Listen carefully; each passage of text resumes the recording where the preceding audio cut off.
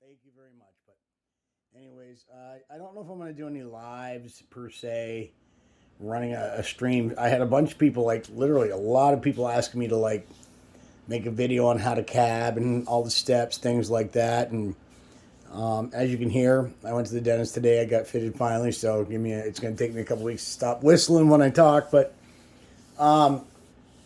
anyway, I don't know if I'm going to do any streaming because it is so loud when I'm grinding on the machine that it's just going to overpower the whole thing. So I think what I want to do is maybe do a couple quick videos just to kind of piece them together, and then I'll post it. I'm not like the master cabber by any means. I do make nice cabochons. 99% of all the ones I ever did before were all free, just free hand art. I would actually draw, if I did draw, I would draw the outline on there and trim them, but 90% of the ones I made were all rectangle, square cut cab blanks, and then I would actually just go and use my in-depth thinking and my vision, and I would just form them accordingly. So this time I'm going to go ahead and just stencil out a bunch and then hand draw a bunch, but right now I'm doing some stencil ovals, circles, things like that. It's pretty simple. I got a great base of material. I've been collecting for about 4 or 5 years, just slabs from all over. So I've got about 170, 180 types of slabs. Today I picked out a great group. I've got some killer agates. You know, of course they don't look so great without some water on them. Beautiful different types of Chrysocolla, Arizona, that came in Chris. Some great Mexican crazy lace. Some nice Druzy pocket agate. Crazy lace, Tiffany stone, gem bone, really pretty red gem bone. Doesn't look like much when it's all dry, but when it's done, like this guy here, this is actually petrified bog. It's really pretty stuff when it's polished up. I got some killer amethyst, Turkish agate. I got some turquoise in there. So basically, I just take it, dip in a little water. Give it a good look, see what I got first. All right, beautiful colors in there. Once that's polished up, boy, the greens and blues are going to come out. You know, and then once you find your spot, I dry it, set it aside, let it dry. I do a bunch of those like that. Find the spot. I have a good memory. I do about 5 or 10, and then I go back and I just stencil them. Or if it's got a cool shape to it and I hate to waste it, I will actually hand draw on, you know, something to make like a killer, like freeform teardrop. One of my abstract hearts. There's a bunch of these are going to be hearts. I've got some cool pieces that are just the perfect design for them. But, you know, I'll make some great ones out of this beautiful Mexican crazy lace. Look at that great pocket. That's going to be a piece in itself. So that's what I do. And like I said, I don't tend to stencil much, but I figured since I had time this week, I'm going to stencil out some nice pieces. And this is some killer, very gemmy rhodochrosite. All right, and I've got those stenciled out, and this is some bomb. It's some old stuff I've had for quite a while. It's actually Mexican purple. It's purple mixed white opal. It makes beautiful cabochons. So anyways, that's what I do, and that's pretty much step one: picking out your material and getting your stuff drawn on it. If you're a stenciler, then you stencil on it. I do have the stencils. I just tend to do my teardrops and things by eye. Heart, same thing. I don't stencil hearts on anything. I actually go with it, and my hearts come out great. I'm just one of those guys who can... So OCD, seeing things by eye is not tough for me. But anyways, so this is part one. That's what I do. And like I said, maybe I'll turn the live on. Now, the good thing about the Cad King, all right, other than the fact that I need, which I'm going to be ordering new... I just ordered new wheels and totally forgot to get new face or splash guards. They do get calcified and scratched every time. Cab King's a nice little setup. A lot of people like, you know, other brands, and I do too. They're really good machines. These have got really good water dispersions on all the wheels. But it's got what's called a fresh water system. So you got a big 7-gallon bucket of fresh water and disposes all the slurry water into a second bucket. So you never have dirty water on your stone. Basically, you're always cutting with clean water. So I do like that about the Cab King system. This machine has run me great for, 3.5 years now, almost 4 years. It ran nonstop for 3 of those years. Well, 2.5. But the clean water system works great. I do love it. Everything's replaceable, individual parts. Very cheap. Even the pumps, everything else, real simple to change out. So other than that, we're going to go ahead and get started, and we're going to show you guys just like a quick clip of each wheel and how it works. It is a loud machine when it's grinding, so just be prepared for some sound. Anyways, let's have some fun. Okay, so today we're going to start with a beautiful, it doesn't look like much right now. If I can get it in focus. Oh, let's see. A nice little Tiffany stone. It's got some beautiful color in it. I know it's hard to tell. I've got everything kind of focused up, small areas. So what we're going to do is we're going to start off on this side with the 220 flat lap. And like I said, these machines are not quiet by any means, especially when grinding. I turn my water on over here. As you can see, the water spraying down here. What that does is it's great for the backs. You can flatten out the backs real simple, make them nice and smooth, get them pre-polished. Some cabbers don't, but I do fully polish all my pieces back and front. Oh, look at that. It's 11:11 right now. So, moment of silence for 11:11. I was 11:11 every day. I see it, and it's my time to take a few deep breaths.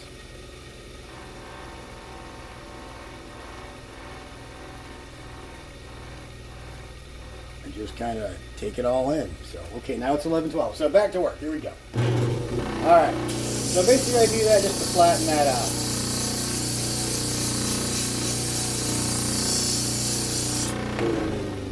Alright, you get a nice smooth back. Oops, nice smooth back on it. 220 polished already and ground down. Next step, of course, is the big heavy 100. Alright, and that's basically to smooth out any edges. Alright, just get down whatever I can real quick without damaging it too much. To get down to my circle or my oval, and then we move on to the 220 round.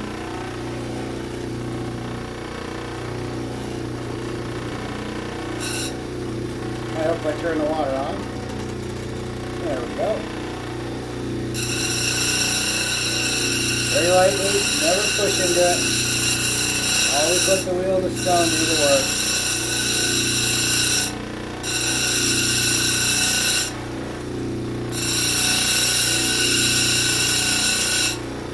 Very rough wheel, because if you go too hard, it will go beyond what you want. In certain cases, it will take off chunks of material and crack the chip because of vibrations. You definitely want to just take some time.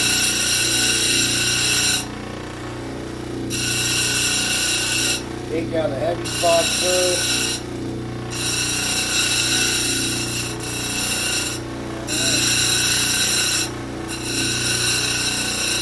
When I come back, we'll show you the next step. Okay, so now I've taken down, let me do this here. So now I've taken down most of my rough edges to the oval I drew on there with a stencil. Alright, this is beautiful Tiffany stone, by the way. Very nice quality stuff out of Utah. Alright, so next is going to be the 220 wheel. And what I'm going to do is, a lot of people will actually mark and measure down a collar. I call it collaring. People call it girls' collars, whatever. Where you're going to grind in to make your area to lock in the cab into a facet or into wiring. I'm pretty damn good by eye. I always have been with leveling things. So I usually tend not to take the time to do that and just do it by eye. They usually come out pretty much right on. So the next step is the 220. Now the 220, that's where I begin to bevel in the edges.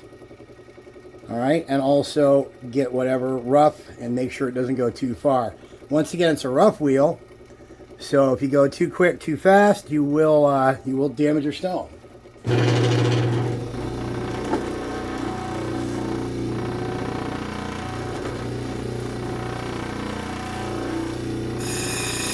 you can also hear the difference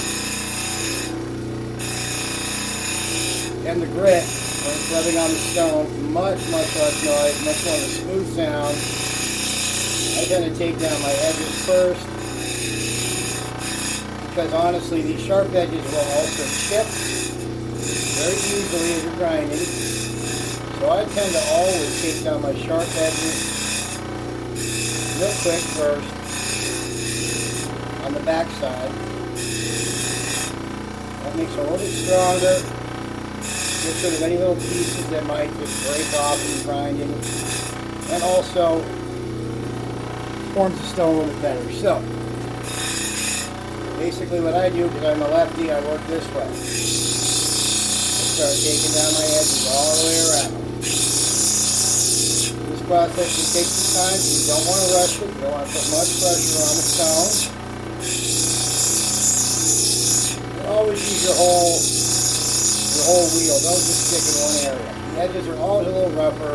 If you're looking for a quick grind, you come over here and grind it down a little faster. But with Tiffany, being an opalated fluorite, even though this is super solid material, you can still hit pockets of opal. And if you push too hard or grind too much, it'll take it down. So once we're done with this stage, we'll move on to the next. Okay, so now we've gotten our cab. Oops, getting some focus problems here. Our cab is nice and beveled. Let's turn the camera. All right. Beveled down through. Now this piece did have some beautiful pockets in the back. And now a lot of times people will say, oh shit, no, don't do that. But because most of my people wire wrap or I wire wrap, some of that does not really make a difference. It had a beautiful pocket, but because of the beauty of the stone itself, I'm a risk taker. So what I do is I actually go for it and I bevel it down. This will wire wrap perfectly. You won't even notice that back there. It'll be on the back side. It's a nice little pocket of opalized material. But I know you don't see the colors as well right now. But this is a beautiful Tiffany stone piece. It will be. So I'm not going to waste the stone because of a little bit of natural beauty in the back. So what I'm going to do now is I'm going to take the front and we're going to 220 it down nice and flat. Smooth it out, whatever roughness from the original cut on the saw, before we move on to the 260.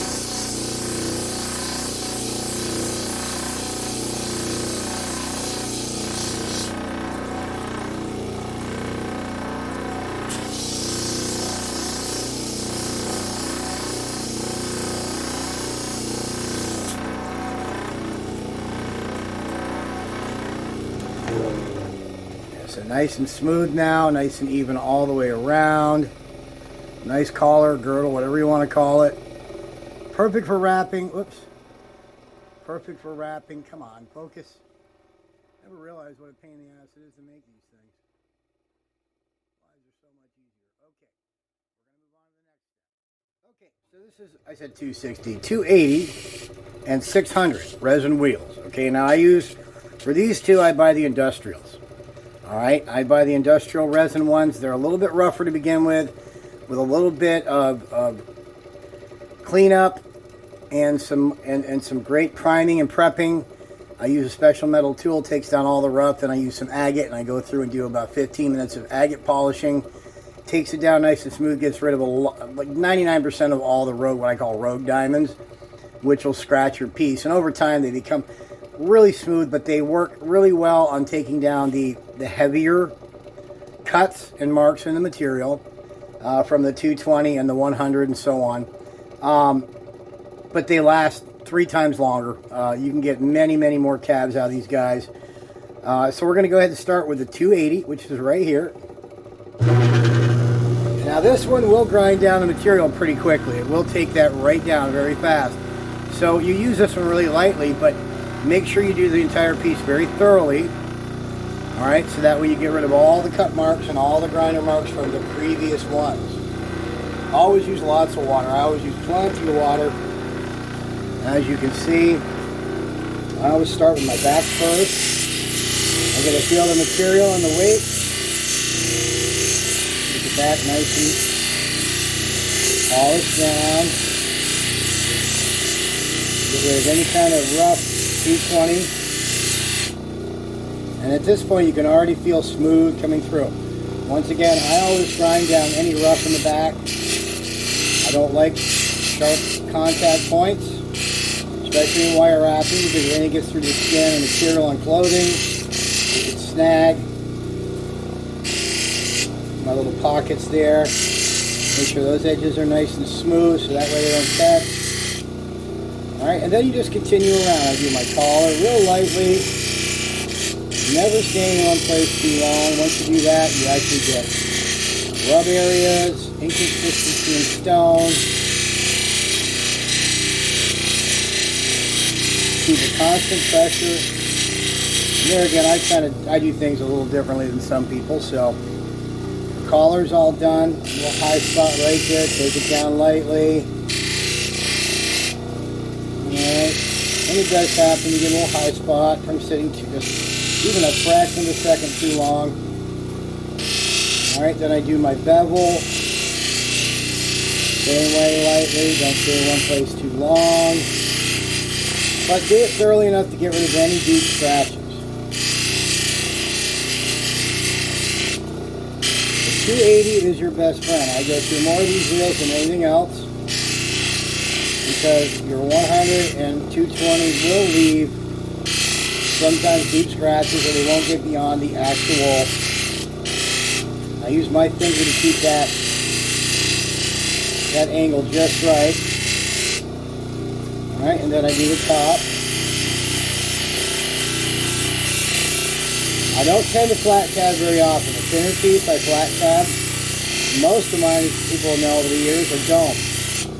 I've come to appreciate the look of a dome tab. I love the fact you can actually get the angles, reflection, especially in labradorite or anything reflective.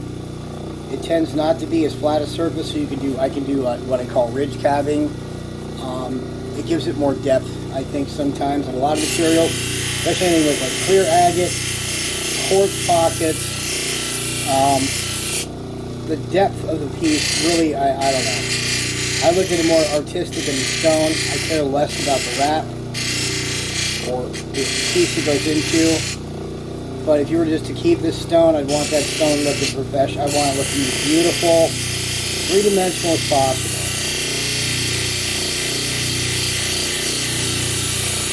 Now my wheels are nice and tuned. They're very smooth to begin with over there. We're going to move on to the 600 real quick. And then I'll switch over. This is a 600 wheel. This is going to take down any scratches from the 280. Same thing. Don't put a lot of weight on it. Lots of water. Just rest that cab on there nicely. Use your fingers to feel it. Take down the 280.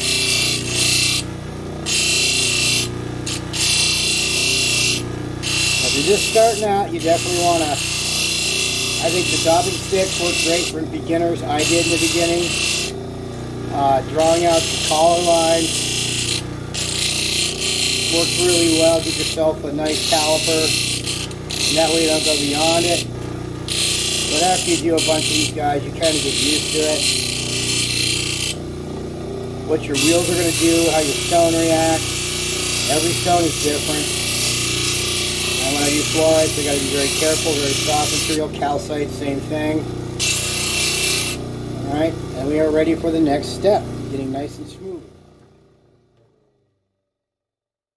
Okay, so for my setup, like I said, I use what I call a 3-shaft setup. All right, to allow myself to turn a 6-inch into the abilities of an 8-inch. I used spacers, bought a 3rd arbor, and went out and spaced them out. They're about 3 1/4 inches apart, which is plenty of room to actually do heart formations, any kind of weird side grinding work that you need to do. I can take the pad off in the end real quick to allow me to do both sides of a heart if I want.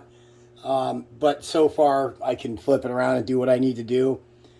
This does allow me to also do repairs on larger pieces as well, like tips, things like that on towers. It's a great setup. A lot of people like other companies. I love the Cab King. I've had nothing but just exemplary service to these guys. They've helped me out. They're always there. Their equipment's good, replaceable. This machine is run faithfully. No, I mean, just has been perfect. So, eventually, like I said, I got to order these now, the replacement guards, and I can replace whatever pieces I want as they get older. But you know what? Dirt, muck, slurry, to me, adds character to the piece. So this is what we got here. We're going to move on to the what we call the 1200. We've already got our 6. 1200, 3000 now, okay? That's going to really take down and polish the hell out of this piece. By the time I get done, a lot of people think you have to go to 50, 100,000 to polish a stone thoroughly where it's glassy finish. That is not true. Obsidians, quartz, pieces like that, yes, you may want to go up a little higher to get that really clear, glassy finish on your pieces for sure. But most other stones, a good thorough 3000 polish after good thorough 1200 and so on down the line is more than enough to give a glass finish on almost every kind of stone. It really is. So I will sometimes go up to the 8000 on certain agates, things like that, and I will go up as far as 50,000, but the 100,000, you know, I don't do enough pieces that require that kind of high polish, like diamonds, things like that. So ruby, but for the most part, when I get done with the 3,000, this piece is going to look just like a mirror. It's going to be glass finish. So let's go ahead and start off here with my little spotty. Show you a little bit of this real quick. Get some water going on the old 1200. Once again, I always start with the back.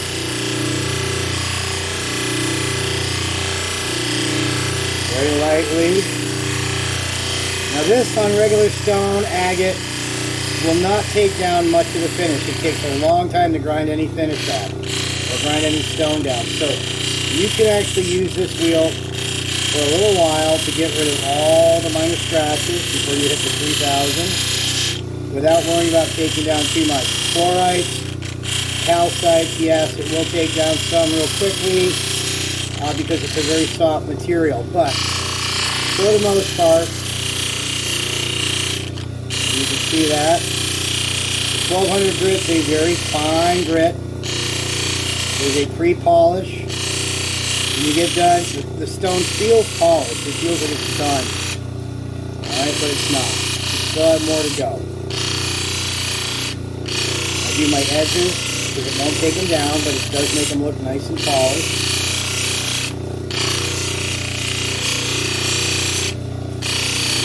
And then I do the top. And you're going to want to spend time on your surface because that's where you're going to see. You know, people look close up, like you guys see my cabs in picture. Well, they are a much closer view than what you're going to see with your human eye. So a lot of times you'll see minor little scratches, but you will not see them with the naked eye. Because on your HD phone, that close, you're getting what I would consider to be a telescopic view no matter what. So, especially when you enhance it largely like I do on a 28-inch screen to look for flaws. Alright, so that is the 1200. That's plenty for this piece. Move on to the 3000. Once again, I always start in the back because I like a fully polished piece. Takes a few extra minutes to do a fully polished, but to me it's worth it. Alright. And with this guy being so fine, you can spend some time on it, and the more time you spend on it, the better your polish is going to come out. Alright? Now, some materials do require, like I said, clear fluorite, obsidian, quartz do require a higher polish. They will look cloudy if you do not get up to a high enough polish to spend some time with it. But with this guy here, Tiffany stone, I've worked with a lot of Tiffany, and I have found if you spend just a little extra time with the 3000, you're going to have yourself one beautiful mirror piece. All the colors are going to be enhanced and thorough.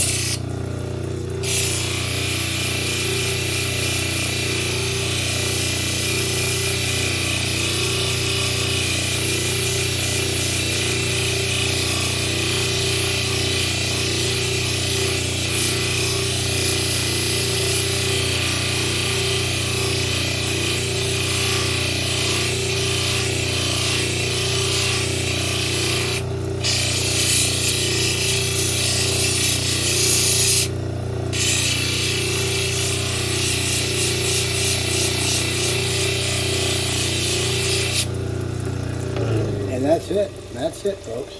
That's what it takes. Now, once I get moving and not doing a video, it takes me about, depending on the material, 20 to 30 minutes to do a good cab finish. But when you get done,